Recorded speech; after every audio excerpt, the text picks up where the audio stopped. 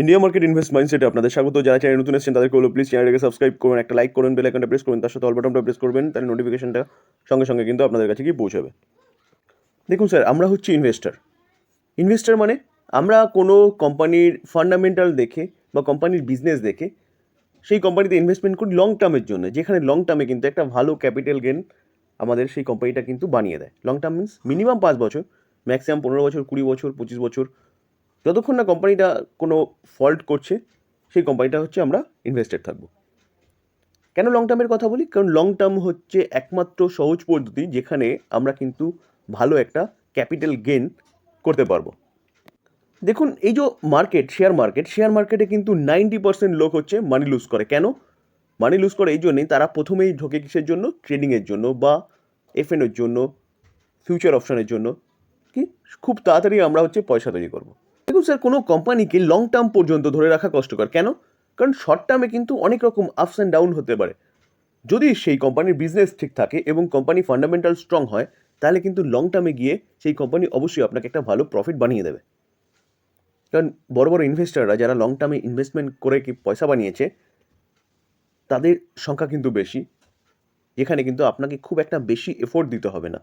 শুধু আপনাকে দেখতে হবে যে কোম্পানি বিজনেস কী করছে, এবং সেই বিজনেস দেখে কিন্তু আপনাকে সেই কোম্পানিতে ইনভেস্টেড থাকলেই হবে। যদি কোম্পানি ফল্ট করে তাহলে আপনি কোম্পানি থেকে বেরিয়ে যান, কিন্তু যদি কোম্পানি ফল্ট না করে তাহলে কিন্তু আপনি সেই কোম্পানিতে লং টার্ম ইনভেস্টমেন্ট করতে পারবেন। তো স্যার, আমরা কিছু কোম্পানি দেখব যেই কোম্পানিগুলো ফান্ডামেন্টাল স্ট্রং, কিন্তু কোম্পানিগুলো এখন আন্ডার ভ্যালু চলছে। সেই কোম্পানিগুলোতে কিন্তু আপসাইড পোটেনশিয়াল এখনও অনেক ভালো দেখা যাচ্ছে। দেখুন স্যার, আমরা কি করি, আমরা কোনো কোম্পানি হয়তো যখন ফ্ল্যাট চলছে নিচের দিকে, সেই কোম্পানি নিয়ে আমরা চিন্তাভাবনা করি না। যখনই কোম্পানিটা একটা আপসাইড মুভমেন্ট ভালো দেখায়, তখন গিয়ে সেই কোম্পানিটা সবার রাডারে চলে আসে, এবং তখন আমরা চেষ্টা করি কি কোম্পানিটা বাই করবে। যেখানে কোম্পানি যত উঠছে তত আমরা কিন্তু বাই করার পিছনে ছুটি। কেন ছুটি? কারণ আমাদের এটা একটা স্বভাবজাত বৈশিষ্ট্য যে কোম্পানিটা দৌড়াচ্ছে মানে সেই কোম্পানি কিনতে হবে। আমরা কোম্পানির বিজনেস দেখি না, কোম্পানিটার মধ্যে কতটা ক্যাপাসিটি আছে আপসাইড পোটেনশিয়ালের সেটা দেখি না। আমরা শুধু দেখি কোম্পানি দৌড়াচ্ছে, বিভিন্ন নিউজ চ্যানেলে বলছে যে এই কোম্পানিটা ভালো, বাই করুন, বা কন্টিনিউয়াসলি আপসাইড মুভমেন্ট দেখাচ্ছে বলে আমরা সেই কোম্পানিকে বাই করার জন্য কন্টিনিউয়াসলি ছুটি। এবার দেখা যায় যখন কোম্পানিটা আমরা ওপরে বাই করে ফেলছি এরকম জায়গায়, সেখান থেকে কোম্পানিটা স্বাভাবিকভাবেই যে কোনো কোম্পানিতে যখন ভালো একটা আপসাইড পোটেনশিয়াল দেখায় বা আপসাইড মুভমেন্ট দেখায়, সেখান থেকে কিন্তু কোম্পানিটা কিছুটা কারেকশন হয়। তো যখন কারেকশন হয় মানে কিছু লোক কিন্তু প্রফিট বুকিং করে, যারা শর্ট টাইম ট্রেডার বা পজিশনাল ট্রেডিং করে, তখন কিন্তু কোম্পানি সেখান থেকে 25%, 30% ডাউনফল দেখায় বা নিচে আসে। তো সেই সময় এবার আমাদের বাই হয়ে যায় ওপরে, সেখান থেকে যখন 25%, 30% নিচে আসে, তখন কোম্পানিটা কিন্তু আমার 25%, 30% কিন্তু মাইনাস দেখায়। তখনও কিন্তু আমরা ভাবি না যে কোম্পানির বিজনেস কী আছে, কোম্পানি ফান্ডামেন্টাল স্ট্রং কিনা, কোম্পানির বিজনেসের দম আছে কিনা আপসাইড পোটেনশিয়ালের। তা আমরা যখনই নিচে এসছে মানে কোম্পানি খারাপ, যখনই কোম্পানি ওপরে উঠছিল তখন কোম্পানি খুব ভালো ছিল, আমরা কন্টিনিউয়াসলি বাই করার জন্য ছুটছিলাম। যখন কোম্পানি নিচে এসছে তখন আমরা কিন্তু সঙ্গে সঙ্গে বলে দিই কোম্পানি খারাপ, কোম্পানি ভালো না, কোম্পানি চলবে না, আমাদের ফাঁসিয়ে দিয়েছে, আমরা লসে বিক্রি করে দিয়ে বেরিয়ে আসি। এরকম করলে কিন্তু স্যার আপনি শেয়ার মার্কেট থেকে কোনোদিনও পয়সা বানাতে পারবেন না। যখন আপনাকে কোম্পানিটা চুজ করতে হবে, হয় নিচে যখন ফ্ল্যাট চলছে, কোম্পানির মধ্যে দম আছে সেরকম কোম্পানি দেখে, বা যখন কোম্পানি 20% বা 30% কারেকশন হচ্ছে তখন। যখন কোম্পানি উপরের দিকে উঠবে, অর্থাৎ যেই সময়টা হচ্ছে কোম্পানি ভালো আপসাইড পোটেনশিয়াল দেখাবে, সেই সময়টা কিন্তু আপনাকে এনজয় করতে হবে। এখন কোম্পানিগুলো নিচে এসছে মানে এখন কিন্তু বাই করার অপরচুনিটি খুঁজতে হবে। তো এই জায়গা থেকে যখন কোম্পানি ওপরের দিকে যাবে, তখন শুধু এনজয় করতে হবে, কোম্পানি ভালো একটা প্রফিট কিন্তু আপনাকে বানিয়ে দেবে। তো স্যার, আপনাকে কিন্তু সবসময় আমি বলে যাচ্ছি যে আপনাকে কিন্তু বিজনেস দেখে কোম্পানিতে ইনভেস্টমেন্ট করতে হবে, এবং সেই বিজনেসটাই কিন্তু আপনাকে কনফিডেন্স দেবে স্টকগুলো হোল্ড করার জন্য। তো আমরা যেই কোম্পানিগুলো নিয়ে আলোচনা করতে চলেছি না, সেই কোম্পানিগুলো এখন কিন্তু 25% থেকে 30%, কোটা 35% কিন্তু মাইনাসে চলছে, কিন্তু কোম্পানিগুলো ফান্ডামেন্টাল স্ট্রং কোম্পানি। চলুন দেখে নিই সেই আন্ডার ভ্যালু কোম্পানিগুলো, এবং তার সাথে সাথে আমরা অবশ্যই কোম্পানির বিজনেস নিয়ে কিন্তু আলোচনা করব। চলুন যাওয়া যাক। ফার্স্ট যে কোম্পানি নিয়ে আলোচনা করবো সেই কোম্পানির নাম হচ্ছে আরভিএনএল, অর্থাৎ রেলওয়ে বিকাশ নিগম লিমিটেড। এই কোম্পানিটাকে দেখলে দেখা যাবে কিন্তু, দেখুন কোম্পানিটা এখন চলছে কত 237, এবং কোম্পানিটা তার হাই মেরেছিল কত, হাই মেরেছে হচ্ছে 345। তো দেখলে দেখা যাবে কোম্পানিটা কিন্তু 30% নিচে এখন ট্রেড করছে। তো কোম্পানিটা যখন রকেটের মতন ছুটছিল, আমরা যদি কোম্পানিটা এখনও 6 মাসের চার্ট দেখি না, 6 মাসের চার্ট দেখলে দেখা যাবে কোম্পানিটা এখনও কিন্তু 25% হচ্ছে আপসাইড মুভমেন্ট দেখিয়েছে। আমরা যদি কোম্পানিটার 1 বছরের চার্ট দেখি, 1 বছরের চার্ট দেখলে দেখা যাবে কোম্পানিটা কিন্তু 1 বছরে 256% রিটার্ন বানিয়ে দিয়েছে।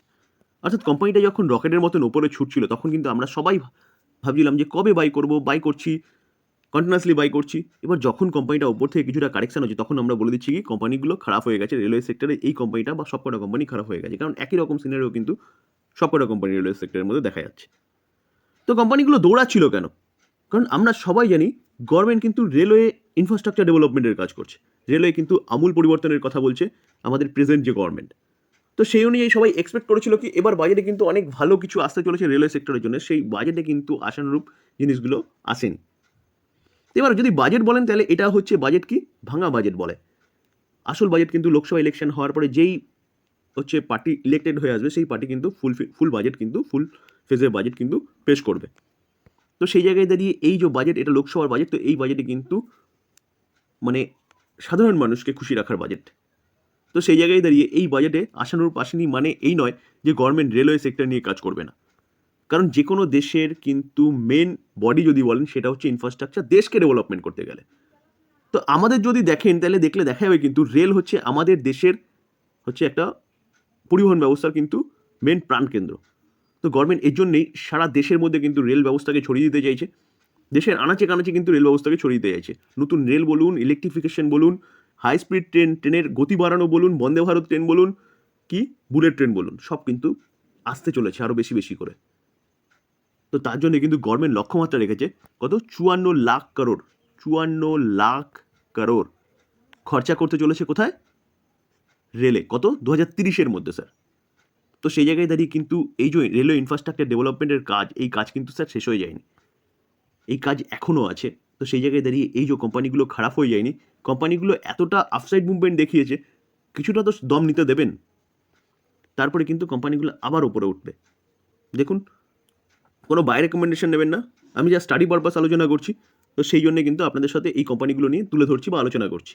তো এটাকে বাই সেল রেকমেন্ডেশন একদম নেবেন না, কারণ আমি সেবি রেজিস্টার্ড পার্সন নই। দেখুন আইআরএফসিকে দেখলেও কিন্তু একই জিনিস দেখা যাবে। আইআরএফসি যদি আমরা দেখি হাই কত মেরেছে, হাই মেরেছে কিন্তু 192। সেখান থেকে এই কোম্পানিটা কিন্তু 25% এর কাছাকাছি কিন্তু ডিসকাউন্টে চলছে 143-এ। আমরা যদি 6 মাসের চার্ট দেখলে দেখা যাবে কোম্পানিটা কিন্তু 69% আপসাইড মুভমেন্ট দেখাচ্ছে। কখন? যখন কোম্পানিটা কিন্তু তার হাই থেকে অনেকটা ডিসকাউন্টে চলছে। তো স্যার এটাই কিন্তু সঠিক সময় এই কোম্পানিটা এখন বাই করার। যখন কোম্পানিগুলো কন্টিনিউয়াসলি দৌড়াচ্ছিল তখন কিন্তু আমরা কন্টিনিউয়াসলি ভাবছিলাম কবে বাই করবো বা বাই করার পিছনে ছুটছিলাম। তো স্যার এরকম করলে কিন্তু চলবে না, কারণ আপনাকে কোম্পানির বিজনেস দেখতে হবে এবং সঠিক সময়ে কিন্তু বাই করতে হবে। দেখুন, আমরা যদি কোম্পানিটার 1 বছরের চার্ট দেখি তাহলে 1 বছরের চার্ট দেখলে দেখা যাবে কোম্পানিটা 412% রিটার্ন দিয়েছে। তাহলে 1 বছরে 412% রিটার্ন দেওয়ার পরে কিছুটা তো দম নেবেই। আমরা যদি কোম্পানিটার 5 বছরের চার্ট দেখি, দেখুন 5 বছরের চার্ট দেখলে দেখা যাবে কোম্পানিটা কিন্তু এই জায়গায় কোনো রকম কোনো মুভমেন্ট দেখা যায়নি। তো আমরা কিন্তু তখন এই কোম্পানি নিয়ে এখানে ভাবছিলাম না। কখন ভাবছিলাম? যখন কোম্পানিটা দৌড়াচ্ছিল। যারা এই জায়গাটায় ইনভেস্টমেন্ট করেছেন, অর্থাৎ 20-22 এইসব জায়গায় ইনভেস্টমেন্ট করেছেন, তারা কিন্তু এখন যথেষ্ট ভালো প্রফিটে রয়েছেন। তারা কোম্পানি যে 25% মতো নিচে এসছে, তো তাদের কিন্তু কোনো কিছু যায় আসে না, কারণ তারা অনেক বেশি প্রফিটে কিন্তু রয়েছেন। তো স্যার এইভাবে কিন্তু আপনাকে বুঝতে হবে এবং সঠিক সময় কিন্তু বাই করার অপরচুনিটি খুঁজতে হবে স্যার। তো এই কোম্পানিটাও কিন্তু অনেকটা ডিসকাউন্টে পাওয়া যাচ্ছে। আপনি কিন্তু চিন্তাভাবনা করতে পারেন এই কোম্পানি নিয়ে। দেখুন, আরকন ইন্টারন্যাশনালকে দেখলেও একই জিনিস দেখা যাবে। কোম্পানিটা চলছে কততে? কোম্পানিটা চলছে কিন্তু 223-এ। তো এই কোম্পানিটারও যদি আমরা হাই দেখি তাহলে দেখলে দেখা যাবে কিন্তু কোম্পানিটা হাই কত মেরেছে? 280। তো 280 থেকে কিন্তু কোম্পানিটা এখন অনেকটা ডিসকাউন্টে চলছে কত? 223-এ। তো স্যার একই জিনিস এই কোম্পানিটার ক্ষেত্রেও বলবো। রেলওয়ে ইনফ্রাস্ট্রাকচার ডেভেলপমেন্টের কাজ করছে এই কোম্পানিটা, আর আইআরএফসি কিন্তু রেলওয়ে ফাইন্যান্স প্রোভাইড করে। তো রেলওয়ে যতগুলো প্রজেক্টের কাজ হবে কিন্তু সেই আইআরএফসি হচ্ছে ফাইন্যান্স প্রোভাইড করবে, আর রেলওয়ে ইনফ্রাস্ট্রাকচার ডেভেলপমেন্টের কাজ করবে কে? আরবিএনএল এবং এই আরকন ইন্টারন্যাশনাল। শুধু দেশে নয়, বিদেশেও কিন্তু এই কোম্পানিটার এক্সপোজার রয়েছে। তো এভারগ্রিন স্টক এই কোম্পানি নিয়ে চিন্তাভাবনা করতে পারেন। আমি যদি এই কোম্পানিটার স্টকটা দেখি, চার্ট দেখি, তাহলে 1 বছরের কোম্পানিটা দেখুন 313%। তো স্বাভাবিকভাবেই 313% যদি রিটার্ন দেয় তাহলে এই কোম্পানিটা কিছুটা তো কারেকশন হবেই। দেখুন কারেকশন কি বোঝা যাচ্ছে, কিন্তু রিটার্নটা দেখুন। কোম্পানি কিন্তু এই জায়গাটাও কারেকশন দেখিয়েছিল, তারপরে কিন্তু কোম্পানি আবার উপরে উঠেছে। এই জায়গাটাও কারেকশন দেখিয়েছিল, কোম্পানি আবার উপরে উঠেছে। তো স্যার এটা হচ্ছে পার্ট, যে কোম্পানি যতটা দৌড়াবে কিছুটা কারেকশন কিন্তু হবেই, কারণ সেখানে কিন্তু প্রফিট বুকিং বলে একটা জিনিস কাজ করে। তো এই কোম্পানিটা নিয়েও কিন্তু আপনারা চিন্তা ভাবনা করতে পারেন লং টার্ম ইনভেস্টমেন্টের জন্য। থার্ড যে কোম্পানি নিয়ে আলোচনা করবো সেটা হচ্ছে রিনিউয়েবল সেক্টরের company, Indian renewable energy development agency limited. এই যে কোম্পানিটা, এই কোম্পানিটা কী কাজ করে? এই কোম্পানিটা কিন্তু রিনিউয়েবল সেক্টরে যেসব কোম্পানিগুলো কাজ করে তাদেরকে ফাইন্যান্স প্রোভাইড করে। গভর্নমেন্ট কিন্তু লক্ষ্যমাত্রা রেখেছে 2050-এর মধ্যে 50% এনার্জি কিন্তু কোথা থেকে উৎপন্ন করবে, রিনিউয়েবল সেক্টর থেকে উৎপন্ন করবে, এবং 2070-এর মধ্যে কিন্তু 100% উৎপন্ন করবে, মানে কার্বন ফ্রি ভারতের কথা বলছে। তো এই যে কোম্পানিটা, এই কোম্পানিটার কিন্তু যোগদান অবশ্যই থাকবে, কারণ কোম্পানিটা ফাইন্যান্স প্রোভাইড করছে রিনিউয়েবল সেক্টরে। তার পাশাপাশি দেখা যাচ্ছে যে কোম্পানিটা কিন্তু যেহেতু গভর্নমেন্ট বেসড কোম্পানি, অর্থাৎ গভর্নমেন্টের কোম্পানি, এই কোম্পানিটা কিন্তু গভর্নমেন্টের যেসব প্রজেক্টগুলো, অর্থাৎ কুসুম যোজনা বলুন, তার পাশাপাশি যদি বলেন সূর্যোদয় যোজনা, তো এই যোজনাগুলোতেও কিন্তু এই কোম্পানিটা এক্সপোজার দেখা যায়, কারণ এই কোম্পানিটা কিন্তু ফাইন্যান্স প্রোভাইড করছে। তার পাশাপাশি এমএসএমই সেগমেন্টে যেসব কোম্পানিগুলো রিনিউয়েবল সেগমেন্ট নিয়ে কাজ করছে তাদেরকেও কিন্তু ফাইন্যান্স প্রোভাইড করছে, যার জন্য কোম্পানিটা কিন্তু কন্টিনিউয়াসলি ভালো পারফরমেন্স করছে। তো জাস্ট রিনিউয়াল সেক্টরে কিন্তু শুরু, এই কোম্পানিটাও দেখলে দেখা যাবে কিন্তু তার হাই থেকে অনেকটা ডিসকাউন্টে চলছে, কত 147-এ চলছে। আমরা যদি কোম্পানিটার হাই দেখি তাহলে দেখলে দেখা যাবে কত 214। তো 214 থেকে কিন্তু কোম্পানিটা অনেকটা ডিসকাউন্টে চলছে। এই কোম্পানিটা কিন্তু স্যার বাই করার একদম সুবর্ণ সুযোগ রয়েছে। দেখুন আমরা যদি চার্ট দেখি তাহলে দেখলে দেখা যাবে, বেশি দিন না, 6 মাসের চার্ট দেখলেই বোঝা যাবে। 6 মাসে কোম্পানিটা কত দিচ্ছে, 146% রিটার্ন দিচ্ছে। আমরা যদি অরিজিনাল চার্ট দেখি তাহলে দেখলে দেখা যাবে কিন্তু কোম্পানিটা কন্টিনিউয়াসলি লিস্ট হওয়ার পরে রকেটের মতন দৌড়েছে। এখন কিন্তু কোম্পানিটা অনেকটা ডিসকাউন্টে পাওয়া যাচ্ছে। কোম্পানিটা অনেকটা ডিসকাউন্টে পাওয়া যাচ্ছে কেন, প্রফিট বুকিং। তাই বলে কোম্পানিটার বিজনেস খারাপ হয়ে গেছে এরকম ব্যাপার নয় কিন্তু স্যার। তো সেই জায়গায় দাঁড়িয়ে কোম্পানিটা যেহেতু ডিসকাউন্টে পাওয়া যাচ্ছে, এই কোম্পানিটাও কিন্তু বাই করার সুবর্ণ সুযোগ বলতে পারেন লং টার্ম ইনভেস্টররা যারা রয়েছেন তাদের জন্য বলছি। শর্ট টার্ম ইনভেস্টররা যারা রয়েছেন বা পজিশনাল ট্রেডিং যারা করেন তারাও কিন্তু এই কোম্পানি নিয়ে চিন্তাভাবনা করতে পারেন।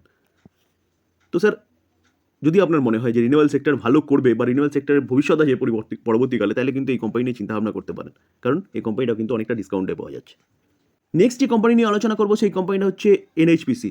এনএইচপিসি কোম্পানিটা, এই কোম্পানিটাও কিন্তু রিনিউয়াল সেগমেন্টে কাজ করে। কোম্পানিটা প্রথম হাইড্রো ইলেকট্রিক পাওয়ার জেনারেট করতো, এবং তার পাশাপাশি এই কোম্পানিটা কিন্তু এখন শুধু হাইড্রো ইলেকট্রিক পাওয়ার জেনারেট করে তাই নয়, কোম্পানিটা কিন্তু তার সাথে হতে কি সোলার এনার্জি বলুন, উইন্ড এনার্জি বলুন, এই সেগমেন্টেও কিন্তু কাজ শুরু করে দিয়েছে। তো সেই জায়গায় দাঁড়িয়ে রিনিউয়াল সেক্টরের কিন্তু আরেকটা ভালো প্লেয়ার বলতে পারেন হচ্ছে এনএইচপিসি। তো এই কোম্পানিটা কিন্তু কন্টিনিউয়াসলি ভালো পারফরমেন্স করছিল, কেন করছিল, কারণ রিনিউয়াল সেগমেন্ট নিয়ে কোম্পানিটা কাজ করছে। দেখুন এক বছরে দেখলে দেখাবে কোম্পানিটা কত 119% রিটার্ন দিয়েছে। তো এক বছরে যতটা রিটার্ন দিয়েছে তার কাছে কিন্তু এই যে পড়েছে সেটা কিন্তু খুবই সামান্য। দেখুন কোম্পানিটা কত চলছিল, 115 হাই মেরেছে, সেখান থেকে কোম্পানিটা অনলি ফর কত চলছে, 90 চলছে। তো সামান্য একটা হচ্ছে কারেকশন হয়েছে, তাও কিন্তু আমরা এই কোম্পানির প্রতি কনফিডেন্সটাকে হারিয়ে ফেলছি। কেন হারিয়ে ফেলছি, কারণ কোম্পানিটা তার হাই থেকে অনেকটা নিচে চলে এসেছে। কারণ আমরা যখন কোম্পানিটা কন্টিনিউয়াসলি ওপরে উঠছিল তখন কিন্তু প্রতিদিন বেশি এই কোম্পানি নিয়ে চিন্তা ভাবনা করছিলাম। এখন কোম্পানি যেহেতু নিচে চলে এসেছে তাই আমরা বলছি কোম্পানি খারাপ হয়ে গেছে। দেখুন স্যার, এইভাবে করলে কিন্তু আপনি মার্কেটে টিকতেও পারবেন না, এবং আপনি কিন্তু মার্কেট থেকে পয়সাও বানাতে পারবেন না। ওই 99%-এর মধ্যে 90%-এর মধ্যে কিন্তু আপনি পড়ে যাবেন, 10%-এর মধ্যে আর আসতে পারবেন না। ভালো কোম্পানি যখন আপনি ডিসকাউন্টে পাচ্ছেন তখন চিন্তাভাবনা করুন, নাকি যখন কোম্পানি কন্টিনিউয়াসলি ওপরে হচ্ছে তখন চিন্তাভাবনা করবেন।